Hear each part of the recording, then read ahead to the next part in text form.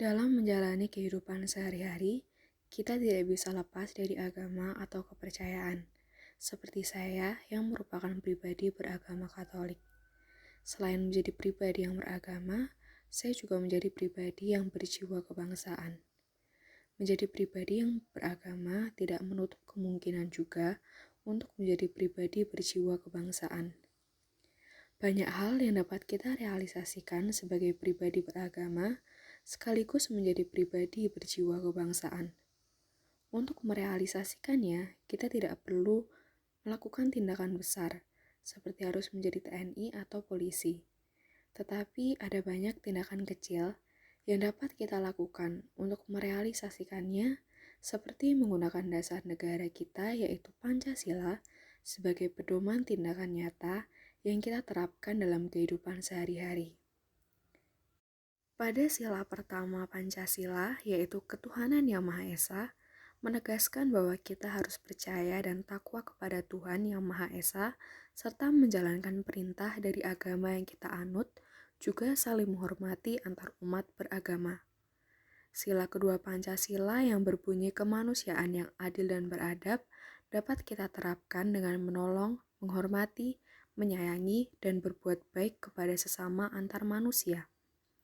Sila ketiga Pancasila, yaitu Persatuan Indonesia, bisa kita terapkan dalam bentuk mencintai dan membeli produk dalam negeri, serta mengenalkan dan juga mencintai budaya bangsa.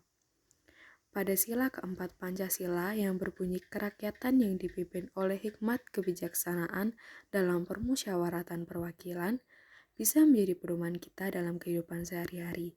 Misalnya, mengambil keputusan dengan musyawarah, menghormati pendapat orang lain. Dan pada sila terakhir, yaitu sila kelima, keadilan sosial bagi seluruh rakyat Indonesia, dapat kita terapkan dengan bersikap adil kepada sesama dan menjaga keseimbangan antara hak dan kewajiban. Kita sebagai generasi muda yang beragama harus bisa menjadi pribadi yang berjiwa kebangsaan demi menjaga kesatuan negara kesatuan Republik Indonesia. Pada zaman sekarang, hal-hal tersebut dapat kita lakukan dengan mudah. Tetapi marilah kita lihat beberapa tokoh beragama yang juga mempunyai jiwa kebangsaan tinggi. Dengan melihat para tokoh tersebut, saya harap kita bisa menambah semangat dalam berjiwa kebangsaan sekaligus beragama. Agustinus Adi Sucipto. Beliau lahir di Salatiga, Jawa Tengah pada 3 Juli 1916. Beliau merupakan perintis pembentukan AURI dan mendirikan sekolah penerbang di Maguwo, Yogyakarta yang sekarang dikenal sebagai Bandara Adi Sucipto. Beliau gugur dalam insiden penembakan pesawat oleh Belanda pada 29 Juli 1947 di Bantul, Yogyakarta. Beliau dianugerahi gelar Bapak Penerbang Republik Indonesia. Martha Christina Tiahahu. Beliau lahir di Nusa Laut, Maluku, Sabtu 4 Januari 1800. Beliau merupakan putri dari Kapitan Paulus Tiahahu yang merupakan seorang kapitan yang berasal dari negeri Abubu. Martha Christina Tiahahu turut berperan dalam pertempuran melawan Belanda di Pulau Saparua. Kemudian ia dihukum dan diasingkan ke Pulau Jawa oleh Belanda untuk dipekerjakan di perkebunan kopi secara paksa. Beliau wafat pada 2 Januari 1818 di Laut Banda. Romo Sugio. Beliau lahir 25 November 1896. Beliau dikenal sebagai Monsinyur Albertus Sugio Pranoto yang sangat mendukung kemerdekaan Indonesia. Pada 1909, beliau masuk Katolik dan menjadi guru setelah setahun kemudian.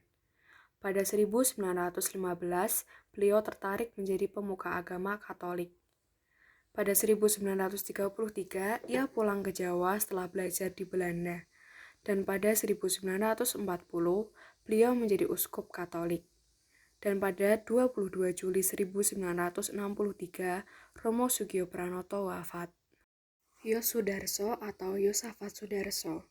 Beliau lahir di Salatiga, Jawa Tengah pada 24 November 1925. Beliau dipersiapkan menjadi guru, tetapi justru gemilang di Angkatan Laut RI. Yosudarso gugur di atas KRI Macan Tutul dalam pertempuran melawan Belanda di Laut Aru Maluku 15 Januari 1962.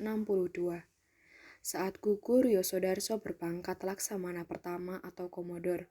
Kemudian dinaikkan pemerintah menjadi Laksamana Madya Anumerta dan mendapat gelar pahlawan nasional.